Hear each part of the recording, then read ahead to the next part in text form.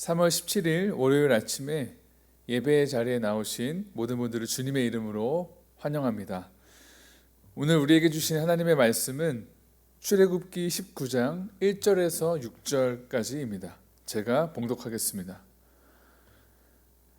이스라엘 자손이 애굽 땅을 떠난 지 3개월이 되던 날 그들이 시내 광야에 이르니라. 그들이 리비딤을 떠나 시내 광야에 이르러 그 광야에 장막을 치되 이스라엘이 거기 산 앞에 장막을 치니라. 모세가 하나님 앞에 올라가니 여호와께서 산에서 그를 불러 말씀하시되 너는 이같이 야곱의 집에 말하고 이스라엘 자손들에게 말하라. 내가 애굽 사람에게 어떻게 행하였음과 내가 어떻게 독수리 날개로 너희를 업어 내게로 인도하였음을 너희가 보았느니라. 세계가 다 내게 속하였나니 너희가 내 말을 잘 듣고 내 언약을 지키면 너희는 모든 민족 중에서 내 소유가 되겠고 너희가 내게 대하여 제사장 나라가 되며 거룩한 백성이 되리라. 너는 이 말을 이스라엘 자손에게 전할지니라. 아멘. 기도하겠습니다. 사랑의 하나님, 감사합니다. 이 아침에도 우리를 깨우시고 또 기도함으로 이 하루를 시작할 수 있도록 우리를 친히 인도해 주셨음을 믿습니다. 오늘도 나에게 들려주시는 하나님의 말씀, 주님의 음성을 듣는 시간이 되게 해주시고 하나님의 말씀을 듣고 하나님의 말씀대로 순종하며 살아갈 때에 순종하는 자들이 누리는 복을 경험할 수 있는 이 하루가 되게 하여 주시옵소서. 출애굽기 말씀을 통하여서 하나님의 말씀이 우리에게 들려질 때에 하나님의 놀라운 은혜를 경험할 수 있는 우리 모두가 되게 해주시기를 간절히 소망하며 이 아침에도 우리와 함께 하시는 우리 주 예수님의 이름으로 기도합니다. 아멘. 네, 오늘은 매일 하나님을 선택하라 라는 제목으로 말씀을 나누고자 합니다. 우리의 삶은 선택의 연속인 것 같습니다. 눈을 뜨면서부터 선택해야 되죠. 이불을 차고 새벽 기도를 하러 갈 것인가? 새벽 기도를 하러 가는 선택을 할 것인가? 아니면 다시 이불을 덮고 잠자리에 들 것인가? 또 아침에 무엇을 먹을지, 또 어디로 가야 할지, 누구를 만날지에 대해서 우리는 선택하면서 살아가고 있습니다.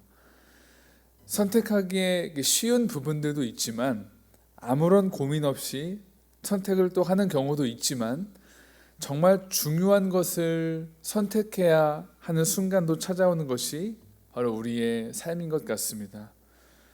본문을 보니까 이스라엘 백성들에게도 선택을 해야 하는 순간이 왔음을 보게 됩니다.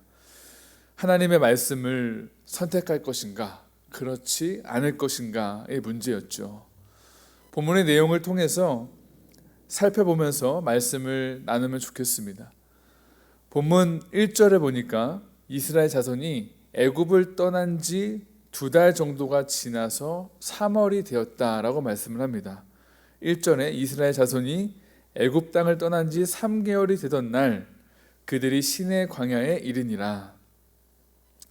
출애굽을 했었을 때 정월 1월 15일이었습니다. 그로부터 2달이 지나서 3월이 된 것이죠. 2달 정도밖에 흐르지 않았지만 이스라엘 백성들에게 참 많은 일들이 있었습니다. 이스라엘은 분명히 하나님의 은혜를 경험하면서 애굽에서 나오게 되었는데 참 신기하게도 가는 곳마다 원망을 늘어놓습니다. 먹을 것이 없어서 원망하고 마실 물이 없어서 원망하고 하나님을 그렇게 원망했던 것이죠. 그렇게 이스라엘 백성들이 하나님을 원망하면서 원망을 쏟아내었는데 이렇게 원망을 쏟아내었던 이스라엘 백성들에게 하나님은 어떻게 반응하셨습니까? 하나님은 원망을 쏟아내는 이스라엘 백성들에게 은혜를 쏟아 부어 주셨습니다.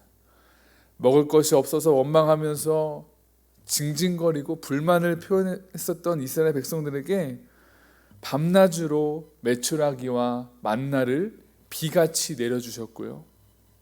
마실 물이 없어서 불평했을 때에는 물이 나올 수 있도록 마실 물을 부어주셨습니다. 하나님의 인도하심이었습니다. 본문 출애굽기 19장 4절에 보시면요, 내가 애굽 사람에게 어떻게 행하였음과 내가 어떻게 독수리 날개로 너희를 업어 내게로 인도하였음을 너희가 보았느니라. 이스라엘은 불만과 원망을 하면서 하나님께 나아갔지만 하나님은 그것을 은혜로 반응하시면서 이스라엘을 인도해 주셨습니다.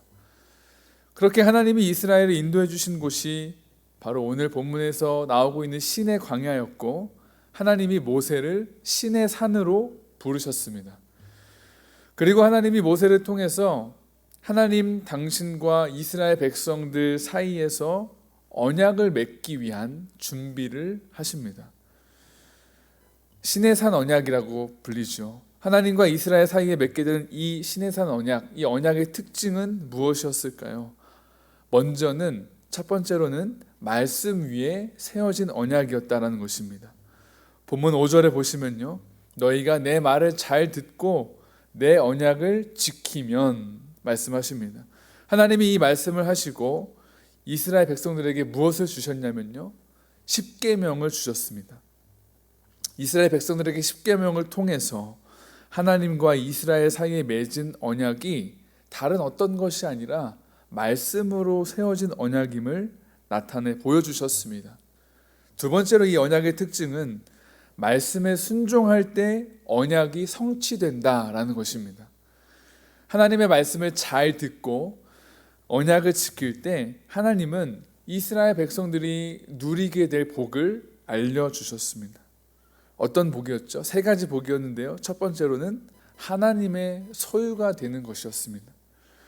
소유라는 것은 개인 재산이라는 의미를 담고 있는데요, 소중하다라는 의미죠.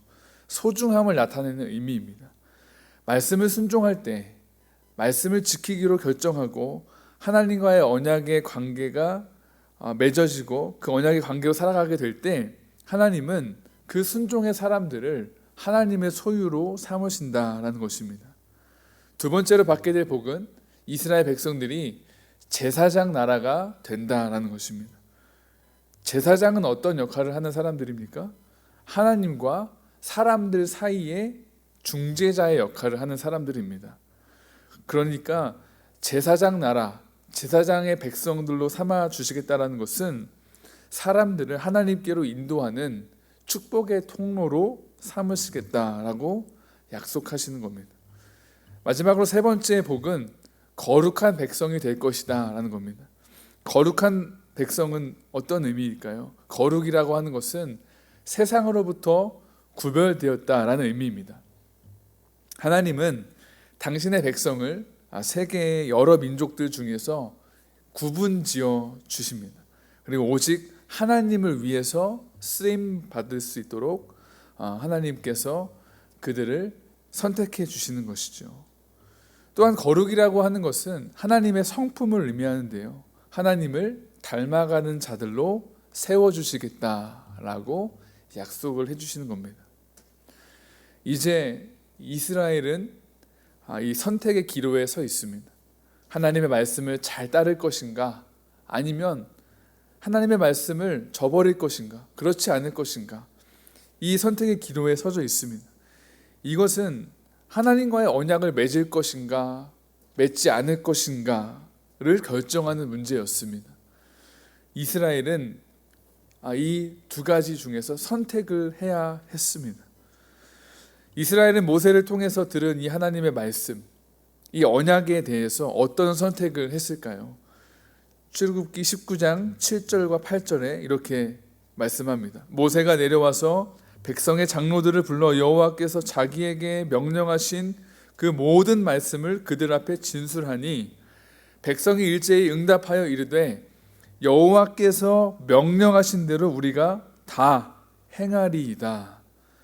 모세가 백성의 말을 여호와께 전하매.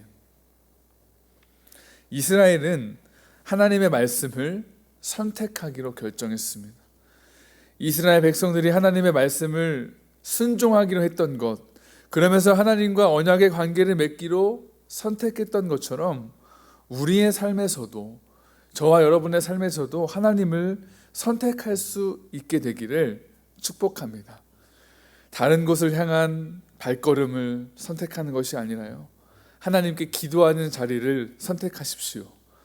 다른 것을 보기 위해서 선택하는 것이 아니라 하나님의 말씀을 읽고 하나님의 은혜의 자리로 나아가는 것을 선택하십시오. 그리스도인들이라고 하는 것은요, 예수님을 믿고 예수님을 따라가는 사람들이란 바로 이렇게 주님이 기뻐하시는 일을 계속해서 선택하는 사람들을 가리킵니다. 주님이 기뻐하시는 길을 선택하여서 그 길을 걷는 사람들, 주님이 원하시는 삶을 선택하여 살아가는 사람들이 바로 그리스도인들입니다. 그런데 더 중요한 것이 있죠. 이 선택은 한 번으로 끝나서는 안 된다라는 것입니다. 우리는 하나님을, 또 하나님께서 기뻐하시는 것을 매일 매 순간 선택해야 된다라는 것입니다. 이스라엘 백성들을 보십시오. 여호와께서 명령하신 대로 우리가 다 행하겠습니다. 여호와의 말씀을 청종하겠습니다. 이렇게 큰 소리 빵빵 치지만, 그렇게 결단했지만 어떻게 되죠? 모세가 시내산에서 내려오는 것이 늦어지게 되자 우리를 인도할 신을 만들어내달라고 하면서 금송아지를 만들어서, 이 금송아지가 하나님이다, 우리를 이집트에서 건져내 주신 하나님이다 라고 엄청난 큰 죄를 범하지 않습니까? 금송아지를 만드는 것도 이스라엘 백성들의 선택이었습니다. 오늘 하나님을 선택했다라고 해서 내일 주님이 기뻐하시는 삶을 선택하며 살아갈 수 없습니다. 왜냐하면요, 우리는 여전히 잘못된 것을 선택할 수 있는 연약함을 가지고 있는 존재이기 때문에 그렇습니다. 사단은 계속해서 우리의 연약함을 공략하면서 하나님을 선택하지 않고 하나님이 아닌 다른 것을 선택하게 만들 것입니다. 그래서 우리는 오늘 주님을 선택했다면 내일도 주님의 말씀을 따르기로 선택하고 결단해야 하는 것이죠. 오늘 말씀을 통해서 매일 매 순간 하나님을 선택하며 죄인의 길이 아닌 의인의 길을 걸어갈 수 있는 여러분이 되시기를 간절히 축원드립니다. 그래서 하나님의 백성으로, 하나님의 자녀로, 진정한 그리스도인으로 살아갈 수 있는 우리 모두가 되기를 주님의 이름으로 소망합니다. 함께 기도하겠습니다.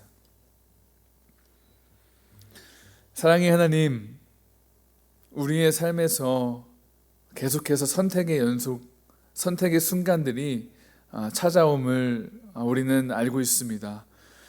여러 가지 일들이 우리에게 닥쳐올 때에 우리는 어떤 것을 선택할 수 있을까 고민하면서 그릇된 선택을 하기도 하고 올바르지 않은 선택을 할 때도 많습니다. 그러나 우리는 하나님을 선택할 수 있는 그리스도인들 되기를 원합니다. 주님이 기뻐하시는 일, 주님의 말씀을 따르는 일을 선택하여서 하나님께서 귀하게 여기시는 하나님의 백성으로, 하나님의 자녀로 살아갈 수 있는 우리 모두가 되게 해주시고, 우리의 삶에서 하나님의 은혜를 누릴 수 있는 참된 믿음의 권속들이 되게 하여 주시옵소서. 오늘도 내일도 매 순간순간 하나님을 선택할 수 있는 우리 모두가 되기를 간절히 소망하고 기도하며 우리 주 예수님의 이름으로 기도합니다. 아멘.